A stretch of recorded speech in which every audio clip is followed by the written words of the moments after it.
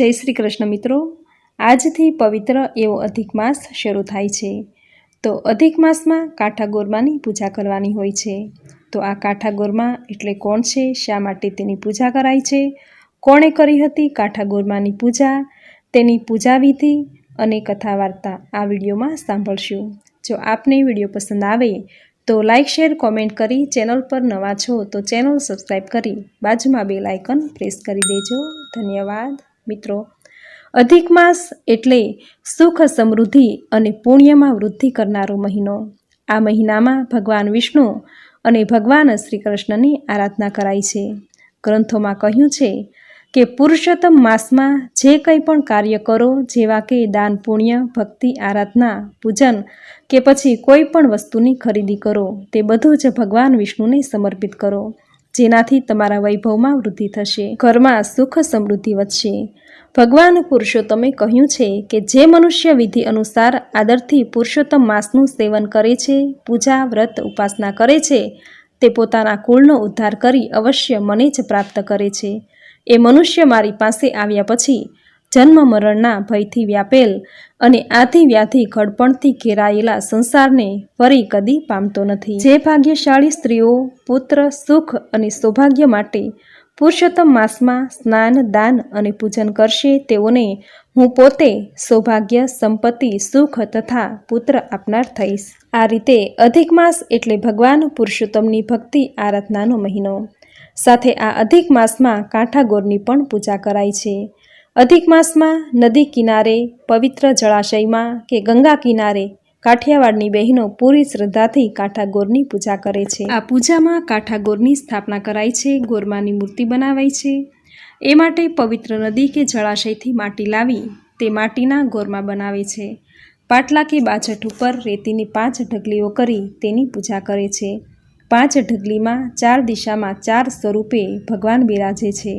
વચ્ચે યુગલ સ્વરૂપે શ્રી રાધા પુરુષોત્તમ ભગવાન બિરાજે છે, જેમાં પૂર્વ દિશામાં ભગવાન શ્રી કૃષ્ણ, દક્ષિણ દિશામાં ભગવાન અનિરુદ્ધ, પશ્ચિમ દિશામાં ભગવાન શ્રી પ્રદ્યુમન અને ઉત્તર દિશા તરફ ભગવાન શ્રી બાલભદ્ર બિરાજે છે। તેની વચ્ચે યુગલ સ્વરૂપે શ્રી રાધા પુરુષોત્તમ બિરાજે છે। આ રીતે 5 ઢગલી કરી ભગવાનના 5 સ્વરૂપની પૂરી શ્રદ્ધાથી બહેનો તેની પૂજા કરે છે। પૂજામાં અબીલ, ગુલાલ, કંકુ, કેસર, ચંદન, પુષ્પ, પંચામૃત, ધૂપ, દીપ કરી આરતી ઉતારે છે। ભગવાનને પ્રાર્થના, સ્તુતિ કરે છે। ભગવાનની સ્તુતિમાં એક લોકગીત છે, જે બધી બહેનો પૂજા પૂર્ણ થયા બાદ એકબીજાની આંગળી પકડી આ ગીત ગાય છે કે આંબુડું જાંબુડું કેરીને કોઠીંબડું, રાયના મોદર ઓળખ્યા, ડાળે ડાળે દામોદર, પાળે બેઠા પરસોત્તમ, સુખડા લવ શ્રી રામને, અને ભગવાનને દુખણા લે છે। આ રીતે પૂરી શ્રદ્ધાથી કાંઠા ગોરમાની પૂજા કરે છે। આ પૂજા, આ વ્રત ભગવાન શ્રી કૃષ્ણના વિરહમાં ગોપીઓએ કર્યું હતું। જ્યારે અક્રૂરજી ભગવાન શ્રી કૃષ્ણને તેડીને મથુરા લઈ ગયા, ભગવાન શ્રી કૃષ્ણનો વિરહ ગોપીઓથી સહન ન થયો, એ માટે ભગવાન શ્રી કૃષ્ણને મેળવવા ગોપીઓએ યમુના સ્નાન કરી આ વ્રત કર્યું હતું। આ પરંપરા આજે પણ ગુજરાતની કાઠિયાવાડની બહેનોએ જાળવી રાખી છે। ગોરમાની મૂર્તિ બનાવે છે, કાંઠા ગોરમાની સ્થાપના કરે છે અને આખો અધિક માસ તેઓ ગોપી સ્વરૂપ ધારણ કરી લે છે, ભગવાન શ્રી કૃષ્ણની આરાધના કરે છે। ભગવાન શ્રી કૃષ્ણને પ્રાપ્ત કરવા માટે આખો મહિનો એકટાણા કરે છે, પવિત્ર નદી કે જળાશયમાં સ્નાન કરે છે, દાન પુણ્ય કરે છે અને ભગવાન પુરુષોત્તમની કૃપાને પ્રાપ્ત કરે છે। આમ આખો અધિક માસ દરમિયાન જે કોઈ પવિત્ર નદીમાં સ્નાન કરે છે, અધિક માસની પૂજા કરે છે, કાંઠા ગોરમાની પૂજા કરે છે, એકટાણું કરે છે, તેને અનંત ગણું પુણ્ય પ્રાપ્ત થાય છે। તો મિત્રો, આ હતું કાંઠા ગોરમા વ્રતની પૂજન વિધિ, કાંઠા ગોરમા વ્રતનું મહાત્મ્ય તથા કોણે કર્યું હતું કાંઠા ગોરમાનું વ્રત। હવે સાંભળશું કાંઠા ગોરમાની કથા। બોલો ભગવાન પુરુષોત્તમ રાયની જય। એક ગામમાં ડોશી રહે। ડોશીમાને 2 દીકરા છે। 2 દીકરાની વહુઓ છે। રાજી ખુશીથી ડોશીએ પોતાના 2 દીકરાને જુદા ઘર આપ્યા। ડોશીમાં એકલા પોતાના જૂના ઘરમાં રહે છે, વાર વર્તોલા કરે છે અને આખો દિવસ પ્રભુ ભજન કીર્તન કરે છે। જ્યારે વાર તહેવાર આવે ત્યારે ગામની સ્ત્રીઓ વ્રત રાખે તેને કથા વાર્તા સંભળાવે છે। આમ રૂડો પુરુષોત્તમ માસ આવ્યો છે। ગામ આખાની સ્ત્રીઓએ વ્રત લીધું છે. સવારે વહેલા ઉઠી નદીએ નાહવા જાય. નદી કાંઠે કાંઠા ગોરમાની નાનકડી દેરી બનાવે. કાંઠા ગોરમાની મૂર્તિ પધરાવે. પછી અબીલ ગુલાલ છાંટી ચોખા ચઢાવી ધૂપ દીપ કરે. શ્રીફળને સોપારી મૂકે, દૂધની લોટી મૂકે. ખભે ચૂંદડી નાખી કાંઠા ગોરમાનું શ્રદ્ધા અને વિશ્વાસથી ભક્તિભાવપૂર્વક પૂજન અર્ચન કરી માતાની સ્તુતિ કરે. ક્ષમા યાચના કરે કે હે મા, તમે તો પરમ કૃપાળુ છો. તમારી સ્તુતિ પૂજનમાં અમારાથી જાણીએ અજાણીએ કોઈ ભૂલ થઈ હોય તો અમને ક્ષમા કરજો. આમ કહી પ્રણામ કરી નાનકડી દેરી ઉપર હથેળી રાખી માના ઓવાળના લેતા ગીત ગાય છે કે આંબુડું જાંબુડું કેરીને કોઠીંબડું મેં દામોદર નોતર્યા લાડવા લાપસી સુવાળી સેવ તમે જમો ને મારા દેવ. કારેલાની કઢી કરી કટકો પાપડ કટકો વળી દ્વારિકાના માર્ગે ચઢી લ્યો બ્રાહ્મણ લેતા જાઓ. અમને આશીર્વાદ દેતા જાઓ. લાલાની તો મહેર છે તમ જમવાનું આપણે ઘેર છે. આમ કાંઠા ગોરમાને કાલાવાલા કરી બધી વહુવારોઓ ગીત ગાતા ઘેર આવે છે. ડોશીની નાની વહુ પણ ઘેર આવે છે. નાની વહુને વિચાર આવે છે, લાવને ભાભીને પણ પુરુષોત્તમ માસ નાવાનું કહું, તેમનું પણ કલ્યાણ થાય. આવો ભાવ લઈ બીજે દિવસે દેરાણી જેઠાણીને ઘેર આવી કહે છે કે ભાભી ઓ ભાભી, હાલો કાંઠા ગોરમાની પૂજા કરવા, નદીએ નાહવા, નાશું ધોશું, કાંઠા ગોરમાની પૂજા કરીશું, ગીત ગાશું અને ઘેર આવશું, કથા અને વાર્તા સાંભળશું. જેઠાણી તો ગુમાનનું પૂતળું હતી એટલે દેરાણીને વડકું ભરતા બોલી કે મારે કંઈ નદીએ નાવું નથી, તારી હારે આવું નથી.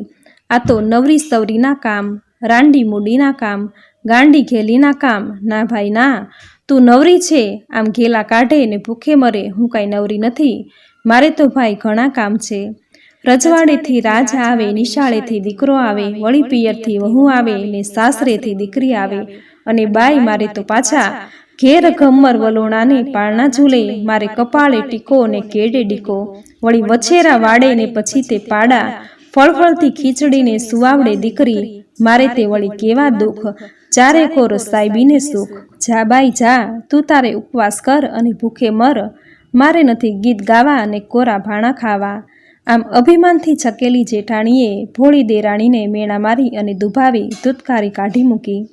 જેઠાણીના આવા કટુ વેણ સાંભળી મનમાં દુભાતી કોચવાતી નાની વહુ પોતાની ઘરડી સાસુમાને લઈ નદીએ નાહવા ગઈ. મનમાં વિચારે છે કે ભગવાન સૌને સદબુદ્ધિ આપે. આમ થોડા દિવસો વીતે છે ને જેઠાણી ઉપર કાંઠા ગોરમાનો કોપ ઉતર્યો. સાહેબીને સુખ ગયું. રજવાડેથી રાજ ન આવ્યો, નિશાળેથી દીકરો ન આવ્યો, પિયરથી વહુ ન આવી, સાસરેથી દીકરી ન આવી. વળી પાછું વાડે ગઈ તો વછેરા નહીં, પછી ગઈ તો પાડા નહીં, ઘમર વલોણાઈ બંધ ને પાળના ઝૂલતા બંધ. જ્યાં જઈ જુએ તો દુઃખના દુઃખ દેખાય ચારે કોર, ભૂખને ભૂખ. આમ અચાનક આવો કાળો કેર થયેલો જોઈ જેઠાણી કલ્પાંત કરવા લાગી. અરે રે, મેં મુંએ અભિમાનમાં કેવું બોલી નાખ્યું. મનમાં ઘણો પસ્તાવો થયો. રોતી કકળતી દેરાણી પાસે ગઈ. સાસુમાં બેઠા છે, એમને બધી વાત કરી છે. સાસુ કહે કે બાઈ, તારા ઉપર કાંઠા ગોરમાના કોપ ઉતર્યા છે, નહીંતર આવું બને નહીં. માટે હે મોટી વહુ, તું કાંઠા ગોરમાનું વ્રત કર. ગોરમા ખૂબ જ દયાળુ છે, તારા ઉપર કૃપા કરશે, તારું ઘર અભરે ભરશે ને સૌ સારાવાના થશે. આવતીકાલથી 5 પડોશીને ભેગા કરજે, ગાતી ગાતી નદીએ જજે, છાબડે ફૂલ લેજે, ડાબલે કંકુ લેજે, ધૂપને દીપ લેજે, શ્રીફળને સોપારી લેજે, દૂધના કળશને કંકાવટી લેજે, ખંભે ચૂંદડી નાખજે, નદીએ નાહજે ને ગોરમાની પૂજા કરજે, સ્તુતિ કરજે ને કાલાવાલા કરી કરગરી પડજે. જા વહુ, કાંઠા ગોરમા તારું કલ્યાણ કરશે. કહે છે ને કે વારિયા ન માને પણ હારિયા તરત માને. સાસુમાની શીખને માથે ચઢાવી મોટી વહુ બીજા દિવસે સવારે કહ્યા પ્રમાણે ગીત ગાતી નદીએ ગઈ. નાહી સ્વચ્છ થઈ ગોરમાની પૂજા કરવા ગઈ. પણ બધાએ પૂજા કરી ત્યારે ગોરમા સવળા હતા ને જેવી મોટી વહુ પૂજા કરવા બેઠી કે ગોરમા અવળા થઈ ગયા. આ જોઈ મોટી વહુ રડવા લાગી. ગોરમાને કરગરી પડી કે માં, તું તો દયાની દેવી છો, છોરું કો છોરું થાય, માવતર કમાવતર ન થાય. હે માં, મારી ભૂલ મને સમજાય છે. મેં અભિમાનથી છકી તારું અપમાન કર્યું છે, મને ક્ષમા કરો. હે માં, મને ક્ષમા કરો. ગોરમાને દયા આવી ગઈ. અવળા થઈને બેઠા ને સવળા થઈ ગયા.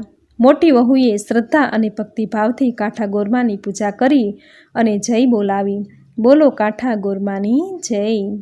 પછી તો મોટી વહુ ગીત ગાતી ગાતી ઘેર આવીને જુએ છે તો પોતાના પર ગોરમાની કૃપા થઈ છે. રજવાડેથી રાજા આવ્યા, નિશાળેથી દીકરો આવ્યો, પિયરથી વહુ આવી, સાસરેથી દીકરી આવી. આ જોઈ મોટી વહુ હરખઘેલી થઈ ગઈ. પાછળ પછી તે ગઈ અને જોયું તો વછેરો વાડે આવ્યો, પછી તે પાડો આવ્યો. પહેલાં હતું જેમ, થયું એમનું એમ. આમ સૌ સારાવાના થઈ ગયા. પોતાનું ઘર ભર્યું ભાદર્યું થયેલું જોઈ મોટી વહુ કાંઠા ગોરમાને મનોમન પ્રણામ કરી સંકલ્પ કર્યો કે હવેથી આવતા દરેક પુરુષોત્તમ મહિનામાં હું વ્રત ઉપવાસ કરીશ. હે કાંઠા ગોરમા, જેમ તમે દેરાણી જેઠાણીને ફળ્યા એવા સૌને ફળજો. તમારી વાર્તા કહેનારને, વાંચનારને, સાંભળનારને સૌને ફળજો. સૌની મનોકામના પૂર્ણ કરજો. જય કાંઠા ગોરમા, સૌનું ભલું કરજો. જય કાંઠા ગોરમા. તો મિત્રો, આ હતું કાંઠા ગોરમાની પૂજા વિધિ. કોણે કર્યું હતું કાંઠા ગોરમાનું વ્રત અને કાંઠા ગોરમાની સુંદર કથા વાર્તા તમે પૂરી શ્રદ્ધાથી સાંભળી. જે સાંભળવી તમને જરૂર ગમી હશે. ભગવાન પૂર્ણ પુરુષોત્તમ રાય તમારા પર જરૂર પ્રસન્ન થશે. તમારી મનોકામના જરૂર પૂર્ણ કરશે. મિત્રો, આજથી અધિક માસ એટલે કે પુરુષોત્તમ માસ શરૂ થાય છે. આ મહિનામાં વ્રત, જપ, તપ, ઉપવાસ અને પ્રભુ ભક્તિ કરવાથી સમૃદ્ધિ અને પુણ્યમાં વૃદ્ધિ થાય છે.